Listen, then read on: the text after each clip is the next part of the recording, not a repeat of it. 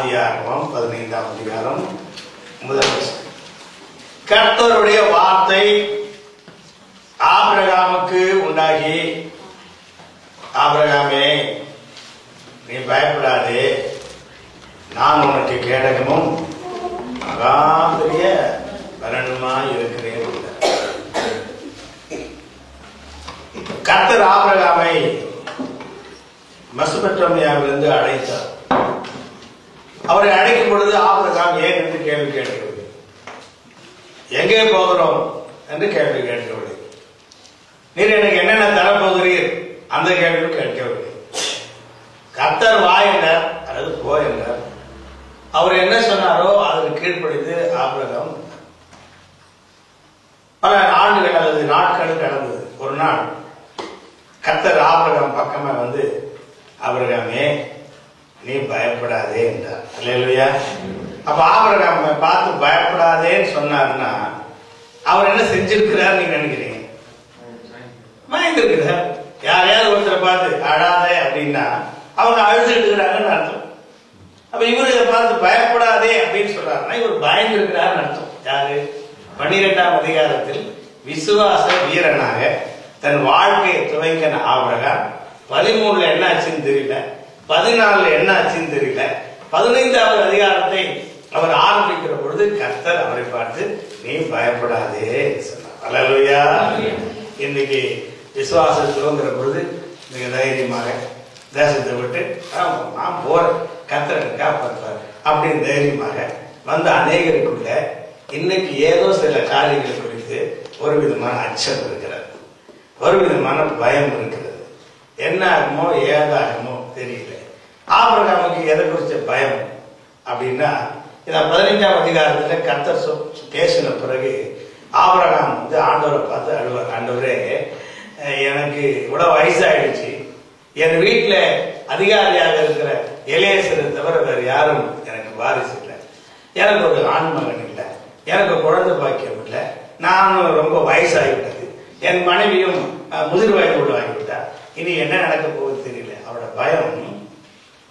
கர்த்தர் சொல்கிற வாக்குத்தத்தங்கள் அத்தனை நிறைவேறிய கண் காணாமல் போய்விடுமோ என்ற ஒரு பயம். ஆகவே கர்த்தர் சொன்னாரு, ஆபிரகாமே நீ பயப்படாதே. அல்லேலூயா. இன்றைக்கும் அந்த வாக்கை நான் பகல்களிலே உங்கள் மத்தியிலே நான் சொல்லும்படியாக விரும்புகிறேன். உங்களை அழைத்திருக்கிறவர் விசேஷித்த நோக்கத்தோடு கூட உங்களை அழைத்திருக்கிறார். உங்களை அபிஷேகித்தவர் விசேஷித்த நோக்கத்தோடு கூட அபிஷேகம் பண்ணியிருக்கிறார். உங்களுக்கு வாக்கு தத்தம் பண்ணினவர் உண்மை உள்ளவர்.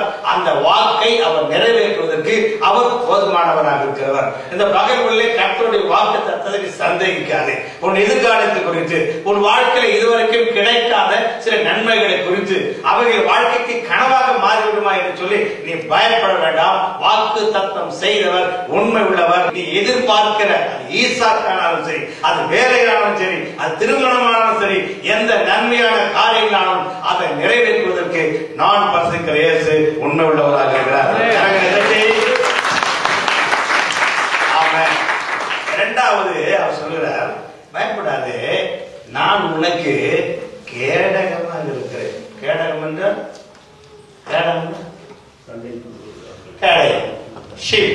பாதுகாப்பு, அரண், தடுப்பு சுவர், தடைச்சுவர், புகலிடம், கோட்டை. அல்லேலூயா. ஆண்டவர் சொல்றாரு, நீ பயப்படாத. இந்த பக்கம் நம்பு வரலாம், அந்த பக்கம் நம்பு வரலாம், உன்னை சுற்றிலும் எதிரிகள் இருக்கலாம், அலுவலகத்தில் இருக்கலாம், ஒரு வீட்டு பக்கத்தில் இருக்கலாம், தேசத்தில் இருக்கலாம், அவர்கள் அறிந்தவர்களாக இருக்கலாம், அறியாதவர்களாக இருக்கலாம், உங்களை விட பலசாலியாக இருக்கலாம், சட்ட ரீதியாக அனுமதி பெற்றவர்களாக இருக்கலாம். ஆனால் இவர்கள் மத்தியில கர்த்தர் சொல்றாரு, நீ பயப்படாத, நான் உனக்கு கேடகமாக இருக்கிறேன். அல்லேலூயா. அல்லேலூயா.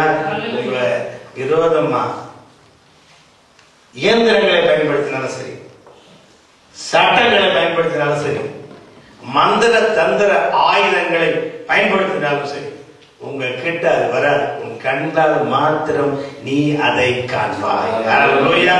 அல்லேலூயா. ரொம்ப பிடிச்ச வசனம். எல்லா வீடுகளிலும் போன இந்த வசனத்தை நான் சொல்லி ஜெபம் பண்ணுவேன். சகரியா 2:5 அந்த வசனம் இருக்கிறது. நான் அதன் நடுவிலே மகிமையாகவும் அதை சுற்றிலும் அக்கினி மதிலாகவும் இருக்கிறேன். அல்லேலூயா. நம்ம சுற்றிலும் ஒரு சுவர் இருக்கிறது. அது சாதாரண சுவரா இருந்தா அது மேல் ஏணி வச்சு யாரும் எதிரி குதிச்சிடும். ஆகவே கர்த்தர் நமக்கு வைத்திருக்கிற சுவர் இருக்க, என்ன சுவர்? அக்கினி சுவர். அது எரிந்து கொண்டே இருக்கும். நெருங்கி வருகிறவன் அங்கேயே சாம்பராய் மாறி போவான். அப்படிப்பட்ட ஆண்டவர் சொல்கிறார், நான் உனக்கு கேடகம், I am thy protector. உங்களை பாதுகாக்கிற கர்த்தர் நானே, ஆகிய நான் பயப்படாதே. பக்கத்தில் பார்த்து கை விட்டு சொல்லுங்க, கர்த்தர் நம் பாதுகாவலர், நான் பயப்பட தேவையில்லை. சொல்லுங்க, கர்த்தர் நம்முடைய கர்த்தர் நம்முடைய ஆகவே பயப்படவில்லை. மூன்றாவது இன்னொரு வார்த்தை சொல்றாரு, அபிரகாமே பயப்படாதே, நான் உனக்கு கேடகமும் மகாபெரிய பலனுமா இருக்கு. கொம்பு போடுறாங்க, பலனுமாய் மாறிடும். பலனும்னா ஸ்ட்ரென்த் நடக்கும். இங்க ஸ்ட்ரென்த் இல்லை, பலனுமாய் இருக்கிறதால் reward. I am that thy reward. நான் உனக்கு உன் கிரியைகளுக்கு, உன் செயல்களுக்கு, உன் தியாகங்களுக்கு, உன் ஜெபங்களுக்கு, உன் கொடைகளுக்கு பிரதிபலனாக இருக்கிறேன். நல்லலையா? விசுவாசிகள் உடனே ஜெபம் பண்ற ஒரு பிரயோஜனம் இல்லை, ஊழியம் செய்யற ஒரு பயனும் இல்லை, நான் கர்த்தருக்கு கொடுக்கிறேன் ஒரு ஆதாயம் எனக்கு இல்லை, அனுகூலம் இல்லை. நீ கலங்காது. கர்த்தர் சொல்கிறார், 8 மாதங்கள் அதுக்கு முந்தைய அந்த மாதங்கள் உன்னை கவனித்து வந்திருக்கிறேன். நீ எஞ்சியுள்ள 4 மாதங்களில் நீ விதைத்தவளுக்கான பலனை நான் உனக்கு திரும்ப தர போகிறேன். கண்ணீரோடு விதைத்திருக்கிற நீங்கள், கண்ணீரோடு ஊழியம் செய்திருக்கிற நீங்கள், கண்ணீரோடு கொடுத்திருக்கிற நீங்கள், கண்ணீரோடு ஜெபித்திருக்கிற நீங்கள், எஞ்சுள்ள நாட்களிலே கர்த்தர் உங்களுக்கு பதிலாக இறங்கி வந்து அவர் தரப்போகிற நன்மையினால் திருப்தியாக போகிறீர்கள். அல்லேலூயா. ஆனா இந்த வசனத்துல ஒரு கண்டிஷன், கர்த்தருடைய வாக்குத்தத்தம் எல்லாம் நிபந்தனையோடு கூடியவை. சும்மா வாரி வாரி வழங்க மாட்டார். அரசியல்வாதிக்கு மாதிரி எங்க ஊர்ல ஓட்டு கேட்க வந்தா, மாநில சர்க்காருக்கு ஓட்டு கேட்க வந்தார் ஒருத்தர், நாங்கள் ஆட்சிக்கு வந்தால் அஞ்சல் அட்டையின் விலையை குறைப்போம் அப்படின்னாரு. எல்லாம் ஓட்டு போட்டோம், போஸ்ட் கார்டு விலை ஏறிச்ச தவிர இறங்கல. எல்லாம் அவர் எம்எல்ஏ பார்த்து கேட்டாங்க, என்னாச்சு என்னாச்சு, ஏப்பா அது ஏன் வேலையே, சென்ட்ரல் கவர்மெண்ட் வேலைன்னாரு. அப்ப நீங்க சொன்னீங்களே வேலையை குறைப்போன்னு, நீ அப்போ கேட்க வேண்டியது ஏன் கேட்கல? அவ்வளவுதான், ஓட்டு போட்டு பேசாம போயிட்டு வாங்கணும் வேகம் வைக்க. அரசியல்வாதி மாதிரி ஆண்டவர் சும்மா எல்லாம் வாக்கு கொடுக்க மாட்டார், அவர் நிபந்தனையோட கொடுக்கிறார். அல்லேலூயா. வேற வசனம் சரியா கவனிச்சு பாருங்க, இந்த காரியங்கள் நடந்த பின்பு கர்த்தர் ஆபிரகாமிடத்தில் பேசினார். போடுங்க, இந்த காரியங்கள். அப்போ 12ஆம் அதிகாரத்தில் கர்த்தர் ஆபிரகாமை அழைத்தார். அழைத்த உடனே பயப்படாதே, நான் உனக்கு கேடகம், மகா பெரிய பலனா இருக்கிறேன், நீ போ, அதெல்லாம் சொல்லல. போன வேலை பார்த்து சொல்லிட்டு ஆண்டவர் அவரை கவனிச்சு பார்க்கிறார். கர்த்தர் விரும்புகிற, எதிர்பார்க்கிற ஒரு வளர்ச்சிக்கு, ஒரு முதிர்ச்சிக்கு, ஒரு நிலைக்கு அவ வருகிற வரைக்கும் கர்த்தர் பார்த்துக்கிட்டே இருந்தார். அதுல ஒவ்வொரு டெஸ்ட்லயும் ஆபிரகாம் சில டெஸ்ட்ல ஃபெயில் ஆகி பாஸ் ஆனா, சில ஃபர்ஸ்ட் அட்டெம்ப்ட்லயே பாஸ் ஆனார். இப்படி தேடி அந்த நிலைக்கு வருகிற வரைக்கும் ஆண்டவர் அமைதியா இருந்தார். அவர் அந்த நிலையை அடைஞ்சோட சொன்னார், இந்த காரியம் நடந்த பின்பு கர்த்தர் ஆபிரகாமை நோக்கி நீ பயப்படாதே என்றார். அப்ப நம்ம ஞானஸ்நானம் எடுத்துக்கலாம், அபிஷேகம் எடுத்துக்கலாம், தேவனுடைய சபைக்கு வந்திருக்கலாம். ஆனா கர்த்தர் இன்னும் நமக்கு சில வாக்குத்தத்தங்களை நிறைவேற்ற தாங்கிக்கிறார். அப்ப நம்ம வர வேண்டிய இடத்துக்கு வரணும், வளர வேண்டிய விதத்துல வளரணும். வந்தாதான் அந்த நன்மையை நாம் பெற்றுக்கொள்ள முடியும். இப்போ 12ஆம் அதிகாரத்திலே கர்த்தர் ஆபிரகாமை அழைத்தார். 15ஆம் அதிகாரத்திலே கர்த்தர் ஆபிரகாமோடு பேசுகிறார். இடையில 2 அதிகாரம் 13, 14. ஆக என்னென்ன காரியம் என்பதில் நான் ஒரு 8 காரியங்களை வைத்திருக்கிறேன், அவைகளை பேசப் போவதில்லை. 13ஆம் அதிகாரத்திலிருந்து 2 காரியம், 14ஆம் அதிகாரத்திலிருந்து 2 காரியம். 12ஆம் அதிகாரத்திலே கர்த்தர் அழைத்தார். காண்பிக்கிற தேசத்திற்கு போகிறார். அவன் மனைவியையும் அவனுடைய சகோதரனுடைய மகன் லோத்துவையும் அழைத்துக் கொண்டு கர்த்தர் காண்பிக்கிற கானான் தேசத்திற்கு போனான். எங்கே போனான்? கானான் தேசத்திற்கு போனான். இப்பொழுது 13ஆம் அதிகாரத்துக்கு வருவோம். 13ஆம் அதிகாரத்துல 3, 4. அவன் தன் பிரயாணங்களிலேயே தெற்கே இருந்து பெத்தேல் மட்டும், பெத்தேலுக்கு ஆயிக்கும் நடுவாக தான் முன்பு கூடாரம் போட்டதும், தான் முதல் ஒரு பலிபீடத்தை உண்டாக்கினதுமான ஸ்தலம் மட்டும் போனான். அங்கே ஆபிரகாம் கர்த்தருடைய நாமத்தை தொழுது கொண்டான். தான் முதல் கட்டின பலிபீடத்திற்கு வந்து கர்த்தரை தொழுது கொண்டார். அல்லேலூயா. அப்ப ஆபிரகாம் கானானுக்கு வந்த பிறகு ஒரு பலிபீடத்தை கட்டினார். அவர் முதல்ல கட்டினாராம். அப்படின்னு அர்த்தம், ஒரு 50 மணி ஒரு அம்மாவை பார்த்து இதான் எங்க ஃபர்ஸ்ட் ஒய்ஃப் அப்படின்னு சொன்னா அர்த்தம். இதான் நான் முதல்ல கட்டின மனைவி அப்படின்னு என்ன அர்த்தம்? வரிசையா கட்டிருக்கேன்னு அர்த்தம். அப்பதான் முதல் கட்டின பலிபீடத்தில் கர்த்தரை ஆராதித்தான்னா அப்போ இன்னொரு பலிபீடம் அவர் கட்டியிருக்கிறார். அவர் எங்க கட்டியிருப்பார் என்றால், இந்த 12ஆம் அதிகாரத்தை சரியா வாசித்த பொழுது கானான் தேசத்திலே பஞ்சம் உண்டாயிற்று. ஆகவே அவர் எங்க போய்விட்டார்? சோறு கொஞ்சம் குறைஞ்ச உடனே சில பேருக்கு பக்தியும் குறையுது. அதான் ஏன் தெரியுமா?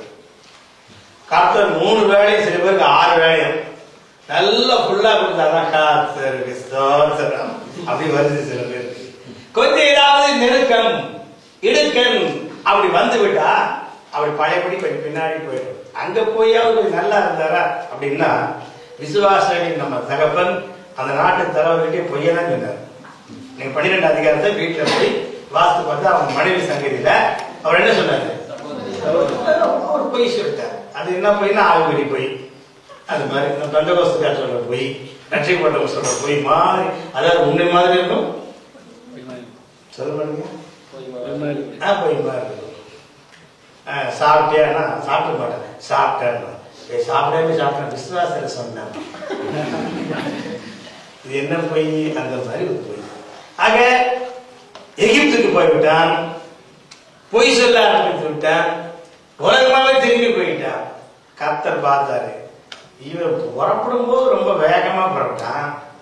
ஆனா இப்போ சுகமா இருக்க கற்றுக்கொண்டு எப்படி சுகம் கிடைக்குது அங்க போய் தங்கிட்டான். கர்த்தர் பொறுமையா இருந்தார். ஆபிரகாம் ஒரு நாளுக்கு தெளிவடைஞ்சான். அவன் எழுந்து பிரயாணப்பட்டு போய் கானான் தேசத்திலே தான் முதல் கட்டின பலிபீடத்திலே கர்த்தரை தொழுது கொண்டான். அல்லேலூயா. இன்றைக்கு ஒரு சிலர் நீங்க உங்க ஆவிக்குரிய ஜீவிதத்தை ஆரம்பிக்கும் பொழுது ரொம்ப அழகா ஆரம்பிச்சு, நேர்த்தியா ஆரம்பிச்சுங்க. கர்த்தருக்கு முதலிடம் கொடுத்தீங்க, ஜெபத்துக்கு முதலிடம் கொடுத்தீங்க, வேத வாசிப்பில முதலிடம் கொடுத்தீங்க, கர்த்தரை கனம் பண்ணுவதில் முதலிடம் கொடுத்தீங்க, பரிசுத்தத்துக்கு முதலிடம் கொடுத்தீங்க. ஆனா ஆண்டவர் சொல்றாரு, ஊழியத்தை அறிவே, நீ கொடுக்கிறது அறிவே, ஆகிலும் உன் பேரிலே எனக்கு ஒரு குறைவுண்டு. நீ முதல் கட்டின பலிபீடத்தை விட்டாய், ஆதி அன்பை விட்டாய்.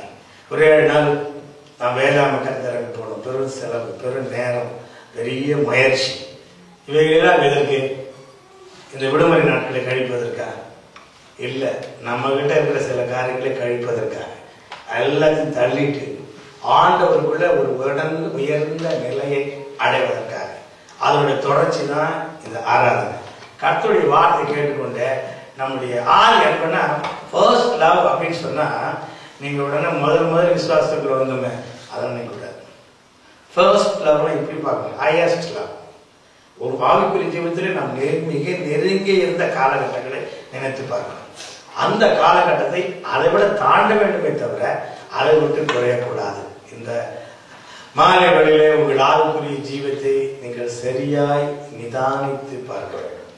பேதுரு கர்த்தரோடு கூட இருந்தார், ஊழியம் செய்தார், அவருக்காக வைராக்கியமாக இருந்தார், தண்ணி மேல நடந்தார், தண்ணியில குதிச்சு நீந்திக்கிட்டு வேகமா ஓடி வந்தார். அவருக்காக பட்டயத்தை உருவி மக்கள் சொல்லி காலை வெட்டினார். ஆனால் கர்த்தர் ஒரு கனமான ஊழியத்தை கொடுப்பதற்கு முன்பாக அவரை பார்த்து கேட்ட கேள்வி என்ன தெரியுமா? நீ என்னை பேதுரை பற்றி ரொம்ப அரசு பண்ண. அவரை போல ஒரு சுபாவ அன்பு, ஒரு பாசம் உள்ள ஒரு மனுஷனை, ஒரு சீஷனை நீங்க 12 பேர்ல பார்க்கவே முடியாது. அது நல்லதா கேட்டதான் எனக்கு தெரியாது. ஆனா அவரை போல இயேசுவை நேசித்தவர்கள் யாருமே இல்லை. அது பிசாசு சொன்னா ஆவியான சொன்னா எனக்கு தெரியாது. இயேசுவை கட்டி பிடிச்சோம்னா நீங்க சிலுவைக்கு போகக்கூடாது ஆண்டவரே, போகக்கூடாது ஆண்டவரே, போகக்கூடாது ஆண்டவரே. அவரை கல்லறையில் வச்சுட்டாங்க. சீசெல்லாம் ஒருத்தர் அம்மாலாம் வந்து எட்டி பாட்டு அப்படியே போயிட்டாங்க. யோவான் கல்லறை வரைக்கும் வந்து அங்கேயே வெளியே நின்றுட்டாரு. அவருக்கு பயம் உள்ளதான் இருக்கணும்னு. ஆனா பேதுரு முந்தி உள்ள ஓடி போய் என் அப்பா இருக்கிறாரா அப்படின்னு பார்த்துட்டு வந்தார். யோவானுக்கு எப்பவுமே கொஞ்சம் அறிவு வேத அறிவு ரொம்ப படக்க உட்காந்துட்டு சொல்றாரு. அங்க நிக்கிறது யார் தெரியுமா? அவர் தான் இயேசு. பெரிய வெளிப்பாடு. ஆனா இவன் என்ன கட்டிட்டு இருக்கிற பார்க்கல. அந்த நீச்சல் ட்ரெஸ்ல அப்படியே தண்ணியில குதிச்சு முடியாத கரடிய ஆண்டவரே அப்படின்னு சொல்லிட்டு யூதாசன் தான் சிலுவைக்கு போன இயேசுவை பார்த்தா. பேதுரு தான் சிலுவைக்கு போன இயேசுவை பார்த்தா. இயேசு பார்த்தாரு, யூதாஸ் ஓடி போயிட்டான். அவன் மனம் திரும்பினானா நான் அப்புறம் சொல்றேன். ஆனா பேதுரு அழுது அவனுக்குள்ள அந்த இயேசு நன்மை இன்னும் அதிகமாயிடுச்சு. பேதுரு யூதாஸை விட ரொம்ப தீமை செஞ்சான். யூதாஸ் நல்லதுதான் செஞ்சான். இவர் தான் ஜீசஸ் சொன்னான். சொன்னான் நல்லதுன்னு சொன்னான், தப்பா வேலை சொன்னான். இவர் தான் இயேசு. இவன் எனக்கு தெரியவே தெரியாது. பெரிய தப்பு பண்ணாங்க யாரு? தெரியவே தெரியாதுன்னு இவர் எனக்கு தெரியும்னு சொன்னாங்க. இவன் எனக்கு தெரியாதுன்னு சொன்னான். சொல்லிட்டு அவன் நான்கு கொண்டு செத்தார். இவன் தேவனுடைய கிருபையை பெற்றுக்கொண்டார். அல்லேலூயா. நான் ஏன் சொல்ல வரேன்னா, சீசனிலேயே மிக ஒரு நேச்சுரல் லவ் உள்ள ஒரு ஆள் யாருன்னா யாருதான் எனக்கு பேது ரொம்ப பிடிக்கும். சரி, யூதாஸ் ஆவியும் பேது ஆவியும் ஒரு இடத்துல மீட் பண்ணி ரகசியமா பேசிட்டோம். நீங்க 3 வருஷம் முடிஞ்சீங்க, நானும் 3 வருஷம் வேலை செஞ்சேன். நீ ஒரு பொய்க்காரன், இயேசுவை தெரியாதுன்னு சொன்னேன். நான் உண்மைத்தேன். நான் என்ன சொன்னேன்? இவர் தான் இயேசு சொன்னேன். ஆனா நான் நாளைக்கு நீங்க போறேன் பரலோகத்துக்கு போறீங்க நியாயமா? நான் நீண்ட மனம் அப்படின்னு அழுத. நான் குற்றமில்லாத ரத்தத்தை காட்டி கொடுத்தேன்னு சொன்னடா. சொன்ன பிறகும் எனக்கு என்ன நாகரம்? நீ சும்மா கண்ணீர் ஒழிச்ச, உனக்கு என்னது சொல்ல மாட்டேங்க. பாப்பா பண்ண பேதர் வழக்கத்தில் பிரசங்கம் பண்ணார். அன்பு யூதாசே, நீயும் கண்ணீர் ஒழித்தாய், நானும் கண்ணீர் ஒழித்தேன். நீ மனம் வருந்தினாய், நான் மனம் திருந்தினேன்.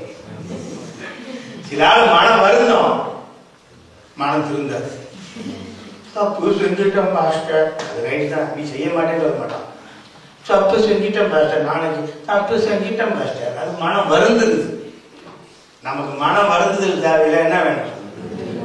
சரி, நான் திருந்திரன்ற வரையில சொல்லு பார்க்கலாம். ஆனா நான் மனம் திருந்துறேன் அப்படின்னு ஒரு வரையில சொல்லுங்களேன். இவ்வளவு பேர் திருந்த இருக்கா? சரி சரி சரி, நீங்க திருந்திட்டா சரி, வருந்திட்டு விட்டுறாதீங்க. இப்ப பேதுரு இடத்துக்கு வருவோம்.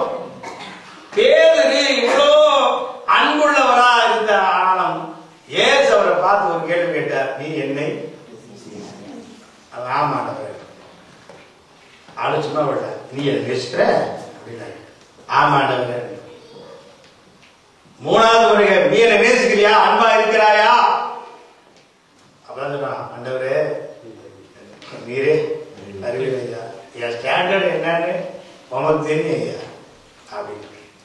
ஆண்டவரை உடைந்த உள்ளத்தை பார்த்து அவங்கிட்ட திருச்சபைக்கான திறவுகளை கொடுத்தார். அல்லேலூயா.